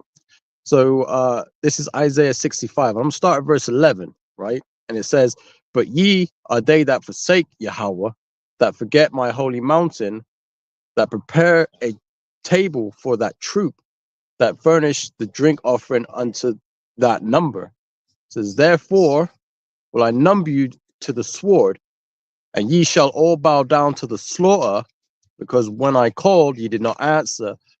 When I spake, ye did not hear, but did evil before mine eyes, and did choose that wherein I delighted not. Right. So this is talking about the people out there that don't want to take heed to the warnings. They don't want to hearken unto the voice of the Lord. They want to do their own thing, be Pookies and Ray Rays. This is talking about, like my brother said, some brothers talk about the Eves, or the Israelite woman, going off. But we're not talking about the Israelite women that are in order. We're talking about the women that are still in the world, that just refuse to have some decorum about themselves. They just want to live their life and use men to get what they want, build themselves up and then look for the next best thing. That's talking about the wicked of the earth, right? It says, therefore, let me read verse 12 again. It says, therefore will I number you to the sword, and you shall all bow down to the slaughter. I mean, there's going to be a great humbling, right? There's going to be a lot of death that's coming upon the earth, the tribulation that my brother's been talking about earlier in the lesson. The Jacob's trouble, the time of trouble. It's going to be so bad. It's going to be a time like no other, like it's never been since the world began. You know what I mean? Like, if you can fathom that, you think all the atrocities that happened during slavery, and Jacob's trouble is going to trump that. That's going to, be like a day at Wally World, in comparison to what's coming, what the Lord's got in store, right? It says, because when I called, you did not answer. When I spake, you did not hear. And who's he calling through? He's calling through his prophets. Who's he speaking through? Speaking through his prophets. Yeah. And you instead of taking heed to the warning, you take the Lord as a joke, right? You take it as, oh, I ain't listening to that. You guys are a bunch of friggin' occultists. You guys are talking about being beamed up on spaceships. Why would I follow you? You sound crazy. Jesus is white, actually. Do you know what I mean? Like, even though the scriptures clearly describe what he looks like. Can I right? speak on something real quick? Yeah, Can you read out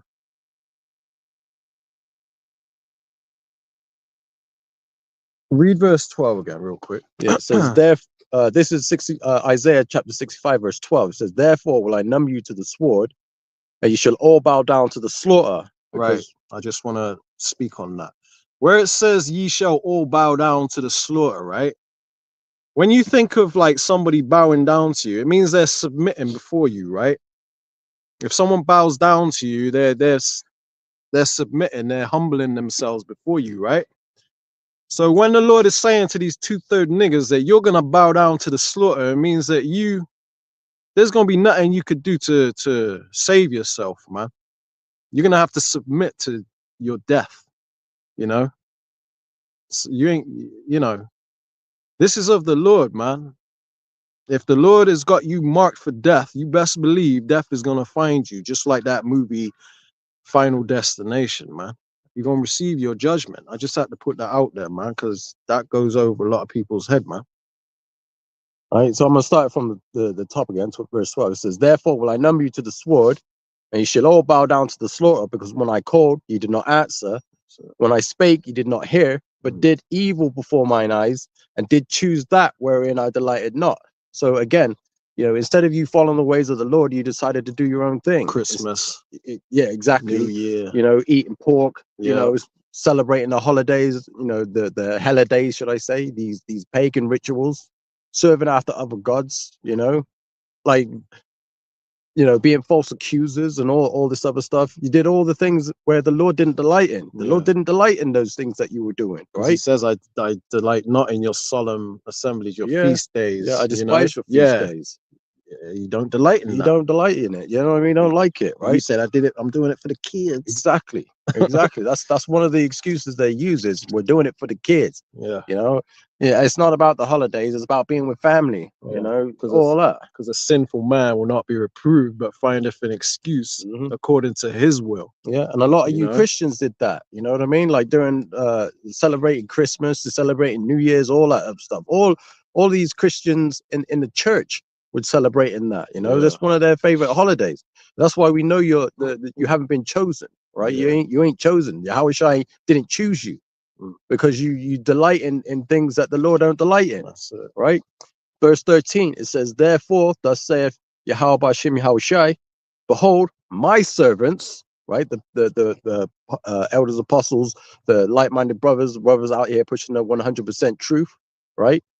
It says, my servants shall eat, but ye shall be hungry. So again, goes into the miracles, right? So the miracles, Habakkuk being taken from one part of, far away to straight to Daniel, and like, here you go, Daniel, it is a plate from, special delivery, you know what I mean? Like that was the first Uber Eats, you know what I mean? Spiritual heavenly Uber Eats, Daniel was eating good in that cell. It says, behold, my servants shall drink, but ye shall be thirsty. Yeah, so all those people are gonna be struggling, like, where are we gonna get water from? Man, I should have listened. They're gonna be searching for the men of the Lord, but they ain't gonna be able to find us because it's too late. It's like that spiritual ark. The Lord closed that door. It wasn't Noah. I was about to say Moses. It wasn't Noah that closed the door. It was the angel that closed the door. Yep. Right? It says, behold, my servants shall rejoice, but ye shall be ashamed. Right? It says, behold, my servants shall sing for joy of heart. We're gonna be praising the name of the Lord. Yahweh Ba'Hashem Yahushai. Yahweh Ba'Hashem Yahushai. Yeah. We just screaming it at the top of our lungs, right? Yeah.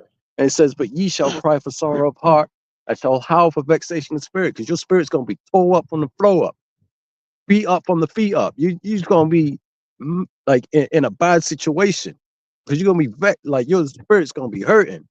And they're gonna be ashamed because they trusted in a system that let them down, man. They thought Trump was gonna save them and shit, man. Yep.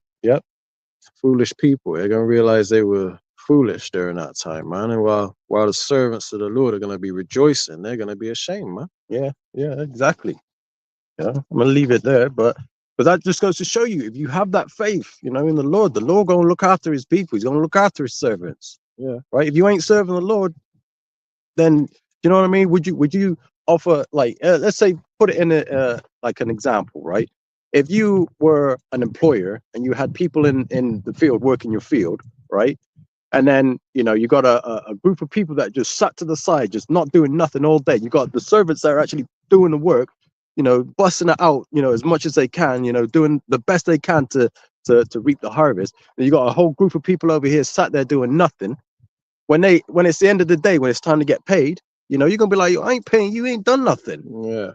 Why would I give you money for just sitting around on your phone all day, chewing bubble gum? You know what I mean? Like, come on now, be real. I'm gonna give your cut to them. Yeah, man. We're walking. Hey, we're on the right path. We're walking through the straight gate, right? These other people, they got life easy. They receive benefits and have not known them, man. There we go. It says that in the book of 2nd Ezra, chapter 9. All right. Let me read this real quick. This is the book of I just realized before you said that, I think the sun was supposed to go down already. It's what quite time is light, it? because I think the sun goes down at like 4. I think it was like 4:30. It is later than I expected it to be. See, that's the spirit. Like, normally this time, right, It's where we dark. are, it'd be dark, it'd be pitch black. You wouldn't be able to see me, but the Lord's got it lit up out here, man. Yeah, man. Edification coming out. You can still see me on camera. Usually when it's dark, you It's can't like see me. eyes and teeth in I the know. background. Eyes and teeth, boy. This is the book of Psalms 37 and 28, right? It says, for Yahweh loveth judgment and forsaketh not his saints. They are preserved forever, but the seed of the wicked shall be cut off. So basically, the point is that the Lord will preserve his saints, right? So to preserve means to be kept alive. And the scriptures do speak about how he'll keep you alive during famine, those that are pleasing the Lord, basically, in a nutshell, right? But when it speaks about his saints, I just want to show you who the saints are for those simple Christians and you people that think that salvation is for all nations. This is speaking to the Israelites. The Israelites are the saints, right? Let me read it from the top again. This is Psalms 37 and 28. For Yahweh loveth judgment and forsaketh not his saints. Meaning, he's going to come through for you, all right? They are preserved, kept alive forever, but the seed of the wicked shall be cut off. Now, that's ultimately talking about Esau Edom, because he's getting ready to go into extinction after after we get our hands around their throats and they serve us for 1,000 years. They're out of here. We have no more use for them once they build up the foundation of our kingdom, just like we built up the foundation of America. You know, not us personally, but you never know. Actually, we could have, you know, back in our former life, could have been in yokes of iron. Who knows? But the children of Israel built up the foundation of America and made America great for these Edomite devils. And they're getting ready to do the same for us. But ours is going to be an everlasting kingdom. The Lord ain't going to overthrow our kingdom like Sodom and Gomorrah, okay, like what's getting ready to happen to America. But they steadily thinking Trump is going to make the Edomite savior is going to make America great again. Okay, yeah, we will see about that. Right, so the saints are the Israelites, right? Let me quickly turn to that.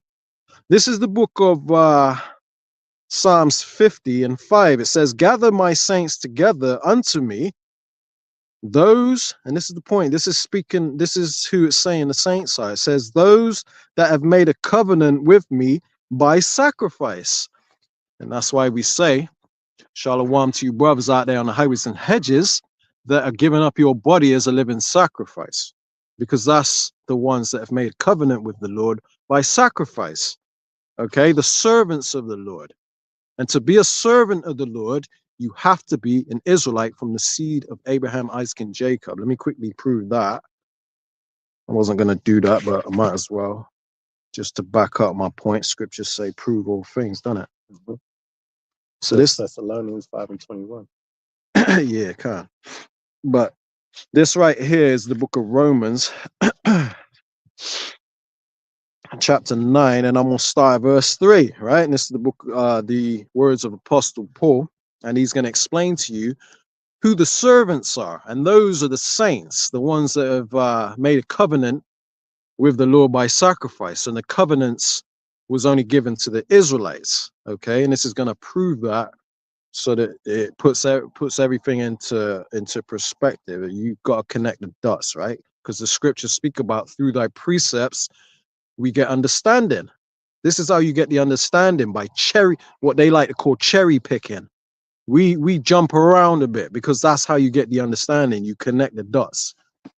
But these simple Christians can't wrap their head around that because it wasn't given to them to understand. So this is Romans 9 and 3. It says, for I wish that myself were accursed from Hamashiach for my brethren, my people basically, my kinsmen according to the flesh. Not spiritual. They're not spiritual Israelites. They're it's according to the seed, the physicality, the flesh. It says who are Israelites, right? So he's letting you know that these are Israelites according to the seed. It says to whom pertaineth the adoption and the glory and the covenants. So the covenants were only given to the seed of Abraham, Isaac, and Jacob, man. You can't listen. Christians will try to come up with all type of crap to try and overthrow this, but it says what it says, man. You can either believe it or get destroyed. That's a cut to the Gentiles that can be grafted in. Yeah, No, yeah, they can't. It's for the Israelites. It says, who are Israelites, to whom pertaineth the adoption and the glory and the covenants and the giving of the law, right? It's only given to the Israelites, and the service of the Most High. So you can't be a servant of the Lord if you're not an Israelite. And the promises, right? Which is the promises that were given to Abraham, that his seed would be blessed and that we would inherit the kingdom, man. It says, whose are the fathers and of whom concerning the flesh Hamashiach came. So the Lord only came for those that are Israelites of the flesh, of the seed. It doesn't mean that all Israel is of the seed is, you know, is gonna make it.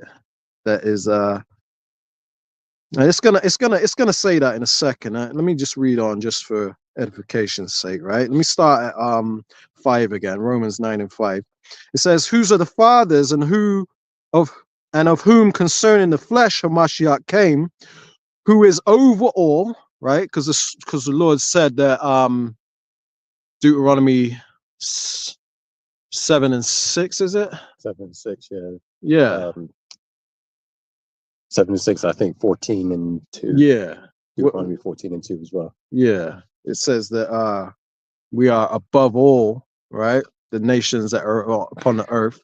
So basically, we're superior to all other nations. We're the superior race. I mean, it's evident. You can just look and see that we dominate in everything we do.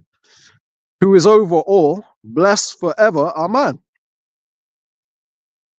It says and this is the point, not as though the word of Yahweh have taken none effect, for they are not all Israel, which are of Israel. Just because you're of the seed of Abraham, don't mean you're the Israel of the Most High, because there's a difference. You have Israel as a nation, but you also have the Israel of the Most High, which is, his chosen, his elect, the ones that are going to make it. The rest of them are getting ready to cut off and die because they were born in vain. You can read that in 2nd Ezra 9 and 22, man. These people have no purpose of living but to, be written for, marked for destruction. Now, I just want to close out with one or two more precepts. One sec. You got anything you want to bring out?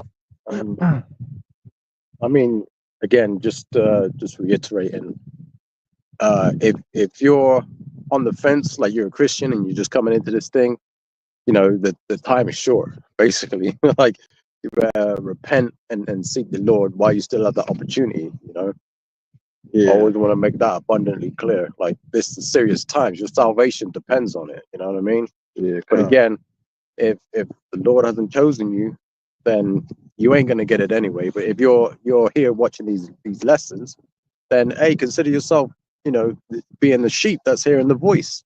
Hearing the voice of the Lord. You're in a very privileged position. You have a higher chance of making it than these other people. And trust me, you're gonna be thankful when you see the Lord doing these miracles for you, knowing that you're of the chosen during that time when everyone else is catching hell, man. You're gonna be rejoicing and singing for joy. You're gonna be praising the name of the Lord in that day, man. Because it's gonna be worth it. Whatever we gotta go through is gonna be worth it in the end, man.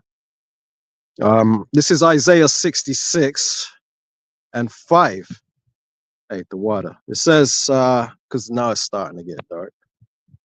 It says, hear the word of Yahweh, ye that tremble at his word. To us that, are sorting out our salvation with fear and trembling by doing these lessons, man. As it says in Philippians 2 and 12, we're working out our salvation with fear and trembling. So this is speaking to us in this congregation, man, us among the living. So it says, hear the word of Yahweh, ye that tremble at his word, your brethren that hated you and cast you out for my name's sake, because they come under the name Jesus, where it says, all nations can be saved. God is just love, right? They love a good old Christian. But when we come under the name Yahushua and tell them that Edomites are the damn devil that the Bible speaks of, we're racist, or now we're racist. Now we're hate preachers, and it'll be your own family that you try to wake up that is gonna be your foes, man. Man's foes are them are their own household, Let me read that again. Right, I'll read it from the top again. Salakia. This is Isaiah 66 and 5. Hear ye the word of Yahweh, ye that tremble at his word. So this is speaking to the elect. It says, your brethren meaning your old people, your old friends, your brethren that hated you and cast you out for my name's sake, said, let Yahweh be glorified. So they think the Lord is dealing with them. They're like, praise the Lord, praise Jesus, right? All in the Christian church, man. This is their mindset. They think they think they love the Lord. They think the Lord is doing them, dealing with them, because they think that by hating you, coming up against this true gospel, they're doing the Lord's work. You know, it says, but he shall appear to your joy and they shall be ashamed. So when the Lord cracks that sky, they're going to be like, this was he whom we had sometimes in derision and a proverb of reproach. How is he numbered among the children of the Lord, and his lot is among the saints? Just like it says in the book of Wisdom of Solomon, chapter 5. They're going to be amazed at the strangeness of his salvation, so far beyond all that they looked for, man. Because they were looking for sweet white Jesus to crack the sky, coming down with his flowing golden hair, silky hair, blue eyes, with a toga on, looking like Thor. But they're going to be sadly mistaken, man, and amazed at the strangeness of his salvation, right? So that's the point, you know. The Lord is going to come to our joy, and they're going to be ashamed, right? Because they didn't listen, they didn't believe us, or they didn't believe the Lord and the words of the Lord that were coming through us, because it wasn't given to them to understand, man. So I had to bring that out. I got one more book I want to bring out in the book of Wisdom of Solomon, and I think we'll close this out because it's getting quite dark, and I really wanted to bring this out. So it's in the Apocrypha. Let me grab that. Wisdom of Solomon. What was it? Chapter 3. So this is Wisdom of Solomon, chapter 3.